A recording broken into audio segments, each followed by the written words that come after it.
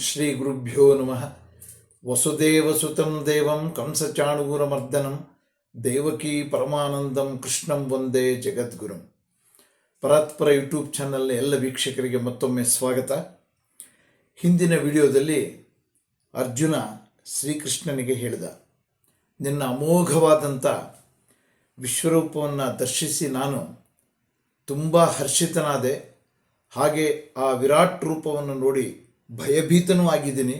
ಆದ್ದರಿಂದ ನೀನು ಶಾಂತನಾಗಿ ನಿನ್ನ ಮೊದಲಿನ ರೂಪ ಏನು ಕಿರೀಟಧಾರಿಯಾಗಿ ಶಂಖಚಕ್ರಗಳಿಂದ ಶೋಭಿತನಾಗಿರ್ತಕ್ಕಂಥ ನಿನ್ನ ಸೌಮ್ಯ ರೂಪವನ್ನೇ ತೋರಿಸಪ್ಪ ಸ್ವಾಮಿ ಅಂಥೇಳಿ ಆ ದೇವನನ್ನು ಪ್ರಾರ್ಥನೆ ಮಾಡಿಕೊಂಡ ಅಂತ ತಿಳಿದ್ವಿ. ಮತ್ತೆ ಮುಂದುವರೆದು 47-48ನೇ ಶ್ಲೋಕಗಳಲ್ಲಿ ಏನನ್ನು ಹೇಳ್ತಾನೆ ಅಂತ ನೋಡೋಣ. ಈಗ ಮಹಾವಿಷ್ಣುವಿನ ಅವತಾರದಲ್ಲಿದ್ದಂಥ ವಿಶ್ವರೂಪ ದರ್ಶನವನ್ನು ನೀಡಿದಂಥ ಶ್ರೀಕೃಷ್ಣ ಈಗ ಹೇಳ್ತಾ ಇದ್ದಾನೆ. ಶ್ರೀ ಭಗವಾನುವಾಚ ಮಯಾ ಪ್ರಸನ್ನೇನ ತವಾರ್ಜುನೇದಂ ರೂಪಂ ಪರಂ ದರ್ಶಿತಮಾತ್ಮಯೋಗಾತ್ ತೇಜೋಮಯಂ ವಿಶ್ವಮನಂತಮಾದ್ಯಂ ಯನ್ಮೇ ತ್ವದನ್ಯೇನ ನ ದೃಷ್ಟಪೂರ್ವಂ ಅಂತ ಹೇಳಿದ ಶ್ರೀಕೃಷ್ಣ. ಹೇ ಅರ್ಜುನ, ಪ್ರಸನ್ನನಾದಂಥ ನಾನು ತೇಜೋಮಯವಾದಂಥ ಪರಿಪೂರ್ಣವಾದಂಥ ಮತ್ತು ಅತ್ಯಂತ ಅನಂತವೂ ಆದಂಥ ಈ ವಿಶ್ವರೂಪವನ್ನು ನಿನ್ನ ಮೇಲಿನ ದಯದಿಂದ ನಿನಗೆ ತೋರಿಸಿದ್ದೀನಿ. ನಿನ್ನ ಹೊರತು ಬೇರೆ ಯಾರೂ ಈ ರೂಪವನ್ನು ನೋಡಿರಲಿಲ್ಲ ಅಂತ ಹೇಳ್ತಾ ಇದ್ದಾನೆ ಭಗವಂತ. ಶ್ರೀಕೃಷ್ಣನಿಗೆ ಅರ್ಜುನ ಯಾವಾಗ ಶರಣಾಗಿ ನಿನ್ನ ವಿಶ್ವರೂಪವನ್ನು ತೋರಿಸುವಂಥ ಭಕ್ತಿಯಿಂದ ಬೇಡಿಕೊಂಡು ಆಗ ಅವನ ಭಕ್ತಿಗೆ ಮೆಚ್ಚಿ ತೇಜೋಮಯವಾದಂಥ ತನ್ನ ವಿಶ್ವರೂಪವನ್ನು ತೋರಿಸಿದ್ದಾನೆ. ಅಂಥ ಒಂದು ಪರಿಪೂರ್ಣವಾದಂಥ ವಿಶ್ವರೂಪವನ್ನು ಹಿಂದೆ ಯಾರೂ ನೋಡಿರಲಿಲ್ಲ. ಹಿಂದಿನ ಕೆಲವು ನಿದರ್ಶನಗಳಲ್ಲಿ ಬೇರೆ ಬೇರೆಯವರು ವಿಶ್ವರೂಪವನ್ನು ನೋಡಿದ್ರೂ ಕೂಡ ಅದು ತುಂಬ ಸರಳವಾದಂಥ ವಿಶ್ವರೂಪ. ಇದು ಅತ್ಯಂತ ಅನಂತವಾದಂಥ ಪರಿಪೂರ್ಣವಾದಂಥ ವಿಶ್ವರೂಪ. ಇದು ಅಂಥ ಪರಿಪೂರ್ಣವಾದ ವಿಶ್ವರೂಪವನ್ನು ನಿನಗೆ ತೋರಿಸಿದ್ದೀನಿ ಅಂತ ಹೇಳಿದ.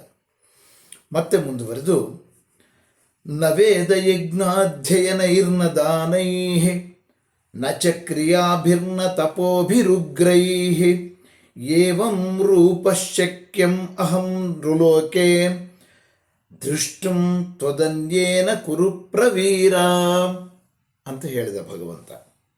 ಹೇ ಕುರುಪ್ರವೀರ ಅಂದರೆ ಅರ್ಜುನನನ್ನು ಸಂಬೋಧಿಸ್ತಾ ಇರತಕ್ಕಂಥದ್ದು.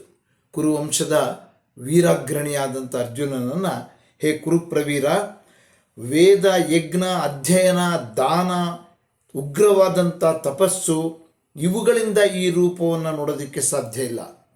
ನನ್ನನ್ನು ಮನುಷ್ಯ ಲೋಕದಲ್ಲಿ ನಿನ್ನ ಹೊರತು ಮತ್ತೊಬ್ಬರು ನೋಡೋದಕ್ಕೆ ಸಾಧ್ಯವಿಲ್ಲ ಅಂತ ಹೇಳ್ತಾ ಇದ್ದಾನೆ.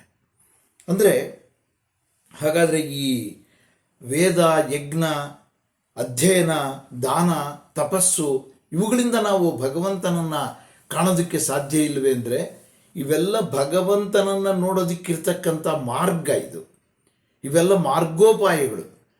ಈ ಹಿಂದಿನ ಅಧ್ಯಾಯಗಳಲ್ಲಿ ತಿಳ್ಕೊಂಡಂತೆ ನಾವು ಒಂದು ವೇದಾಧ್ಯಯನವನ್ನು ಮಾಡಲಿ, ಯಜ್ಞವನ್ನು ಮಾಡಲಿ, ಯಾಗವನ್ನು ಮಾಡಲಿ, ನಾವು ಯಾವುದೋ ಒಂದು ಅಪೇಕ್ಷೆಯನ್ನು ಇಟ್ಟುಕೊಂಡು ಯಾವುದೋ ಒಂದು ಉದ್ದೇಶವನ್ನು ಇಟ್ಟುಕೊಂಡು ನಾವು ಮಾಡುವಂಥದ್ದಕ್ಕೆ ಪರಿಪೂರ್ಣವಾದಂಥ ಒಂದು ಮಾನ್ಯತೆಯನ್ನು ಭಗವಂತ ಕರುಣಿಸೋದಿಲ್ಲ ಅನ್ನುವಂಥ ವಿಷಯವನ್ನು ನಾವಿಲ್ಲಿ ನೆನಪು ಮಾಡಿಕೊಳ್ಬೇಕು.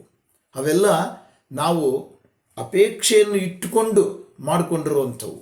ಆದ್ದರಿಂದ ಅವುಗಳಿಂದ ಇದು ಸಾಧ್ಯ ಇಲ್ಲ. ಯಾವುದರಿಂದ ಸಾಧ್ಯ? ಅನನ್ಯವಾದಂಥ ಭಕ್ತಿಯಿಂದ ಮತ್ತು ಶರಣಾಗತಿಯಿಂದ ಮತ್ತು ಪ್ರೀತಿಯಿಂದ. ಭಗವಂತನ ಮೇಲೆ ಪ್ರೀತಿಯನ್ನು, ಅನನ್ಯ ಭಕ್ತಿಯನ್ನು ಅರ್ಜುನ ವ್ಯಕ್ತಪಡಿಸಿದ. ಶರಣಾಗಿ ಬಿಟ್ಟ ಭಗವಂತನಿಗೆ, ಅಷ್ಟೇ ಪ್ರೀತಿಯನ್ನೂ ಕೂಡ ಪಟ್ಟ. ಆದ್ದರಿಂದ ಅಂಥ ಒಂದು ಪ್ರೀತಿಗೆ, ಆ ಭಕ್ತಿಗೆ ಭಗವಂತ ಮೆಚ್ಚಿ ಅಂಥ ಒಂದು ಪರಮನಂಬಿಕೆಯನ್ನು ವ್ಯಕ್ತಪಡಿಸಿದ್ರಿಂದ ಅರ್ಜುನನಿಗೆ ಯಾರಿಗೂ ಸಿಗದೇ ಇರತಕ್ಕಂಥ ಇಂಥ ಒಂದು ಅವಕಾಶ ಸಿಕ್ತು. ಅಂಥ ಒಂದು ಅಪರೂಪವಾದಂಥ ಆ ವಿರಾಟ್ ರೂಪವನ್ನು ಅರ್ಜುನ ಪಡ್ಕೊಂಡ ಅನ್ನುವಂಥದ್ದನ್ನು ನಾವು ಈ ಶ್ಲೋಕಗಳಲ್ಲಿ ಕಾಣಬಹುದಾಗಿದೆ ಅಂತ ಹೇಳ್ತಾ ಇವತ್ತಿನ ಈ ವಿಡಿಯೋವನ್ನು ಮುಕ್ತಾಯ ಮಾಡ್ತೀನಿ. ನಮಸ್ಕಾರ.